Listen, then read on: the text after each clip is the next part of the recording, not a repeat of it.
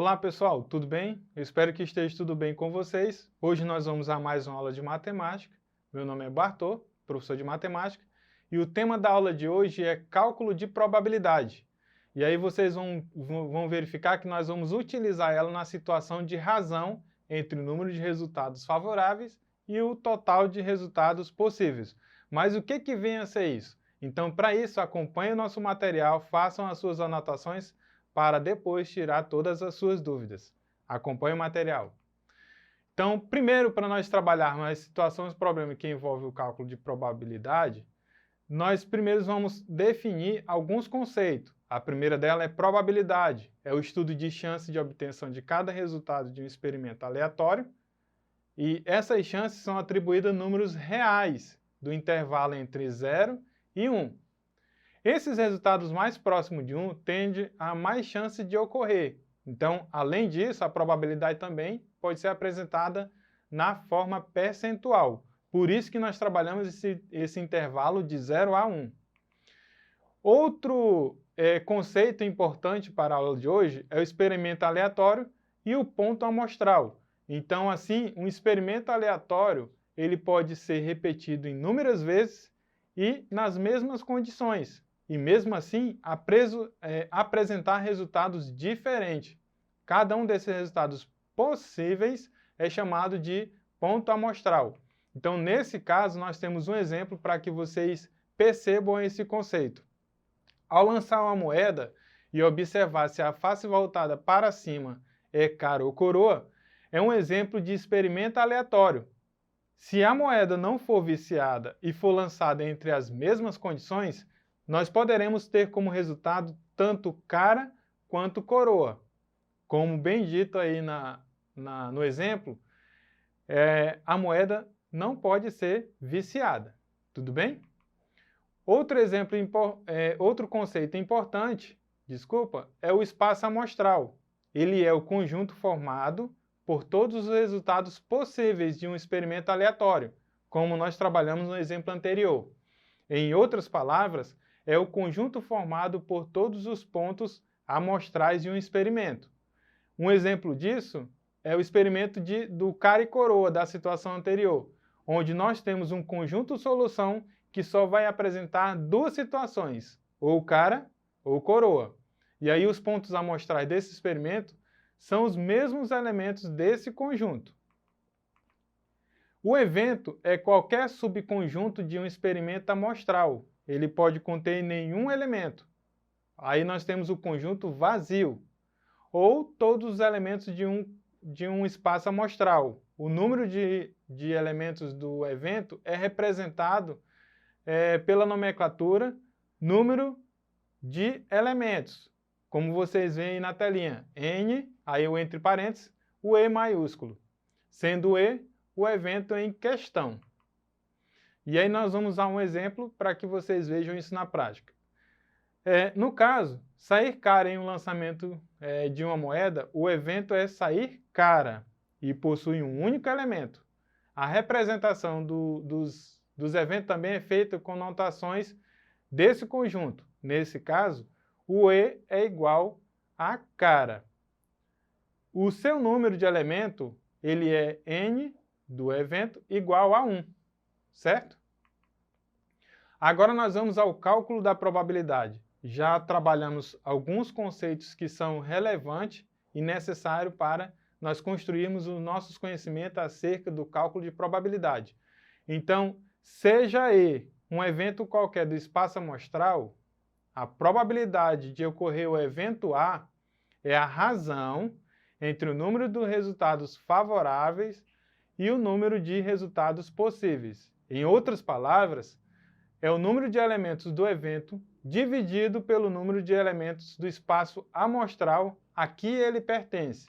Então, nesse caso, nós temos uma fórmula bem básica de razão, onde nós temos a probabilidade desse evento igual aos casos favoráveis dividido pelos casos possíveis, conforme a nomenclatura que vocês estão vendo aí na sua telinha.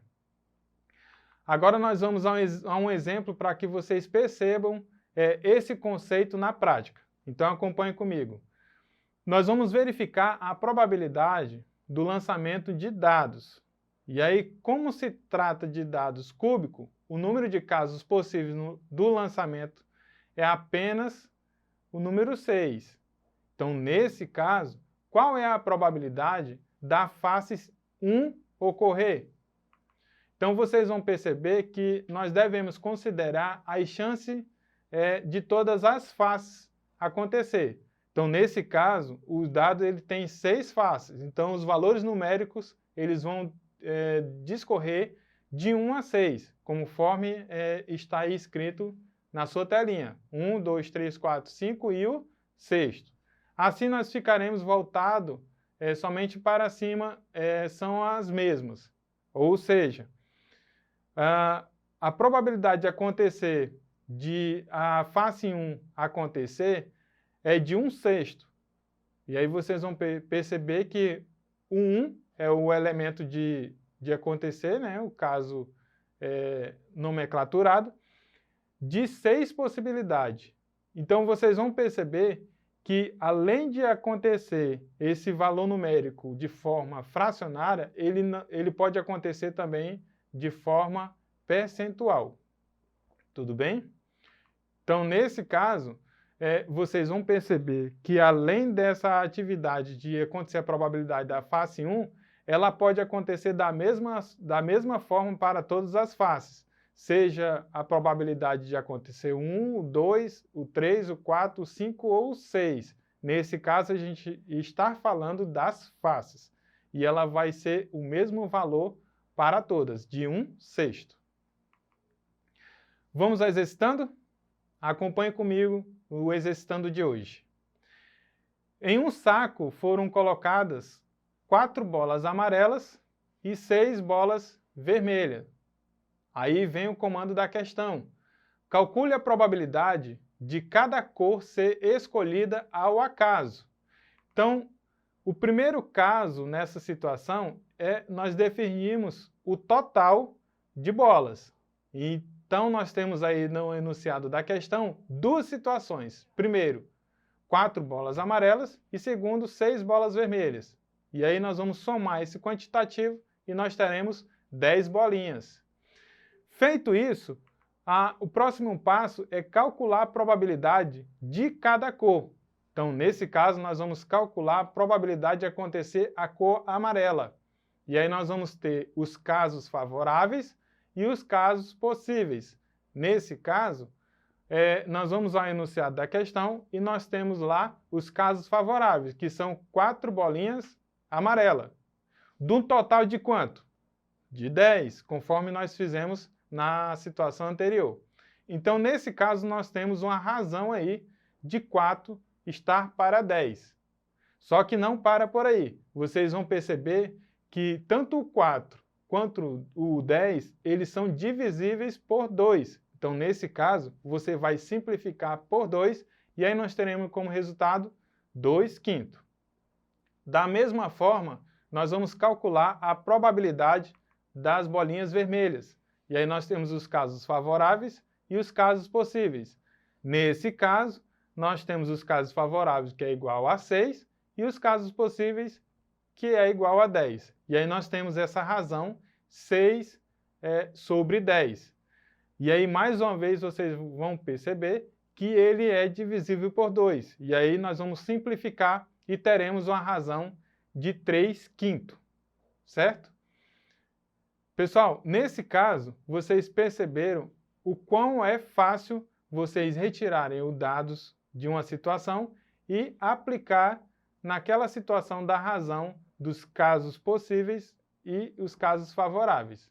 Basta vocês perceberem o que o comando da questão está pedindo para que você enuncie e tire os dados e façam a amostragem desse resultado. Vamos a mais uma situação? Então, acompanhe comigo o segundo exercitando de hoje. Então, considere uma classe com 40 alunos, metade é meninos e metade é meninas. Aí vem o primeiro comando da questão. Qual é a probabilidade de, em um sorteio, uma menina ser escolhida como representante da classe? E aí vamos à resolução. Nesse caso, o número de meninas ficará da seguinte maneira: 40, que é o total de alunos, e 2. E aí vocês vão perceber que nós temos aí 20. Lembrando que esse 2 no numerador, no denominador, ele vem da metade lá do enunciado da questão. Então, isso implica dizer que nós temos aí 40 dividido por 2, ou, em outra situação, é 40 vezes meio. E aí, a probabilidade de meninas ficará da seguinte maneira: nós temos 20 sobre 40, ou seja, simplificando, nós temos meio, conforme está enunciado na questão. Agora vamos para a situação B. Supondo que a lista de chamada de cada aluno está associada a um número de 1 a 40 e sabendo que, dentre as 40 primeiros números naturais, metade são ímpares. Qual é a chance de ser sorteado um aluno cujo número é ímpar? Então, nesse caso, vocês vão perceber que a probabilidade dos ímpares é igual a 20 sobre 40, ou seja, meio. Vamos a mais uma situação dentro dessa situação que nós estamos trabalhando. Na situação C, ela diz o seguinte: qual é a chance de ser sorteada um número primo? Então, nesse caso, vocês vão perceber que ao enunciar os números primos entre 1 a 40, nós temos 12 números primos, conforme está aparecendo na sua telinha aí.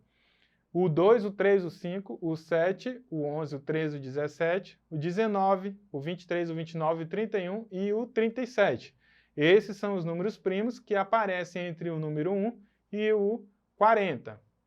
Então, nesse caso, nós vamos calcular a probabilidade de aparecer esse número primo sorteado aleatoriamente. Então, nesse caso, nós temos os casos favoráveis, que são 12, e nós temos o quantitativo geral, que é 40. Então, ficará uma razão 12 por 40. Então, nesse caso, simplificando essa razão, nós teremos um valor de 3 décimos. Então, nesse caso, nós temos 3 casos de acontecer esse número primo num total de 10. Tudo bem? Pessoal, hoje nós trabalhamos o cálculo de probabilidade. Eu peço a vocês que recorram à plataforma Eduque para rever essa aula e outras aulas. Façam as atividades que estão propostas lá na atividade complementar. E uma boa aula. Até a próxima!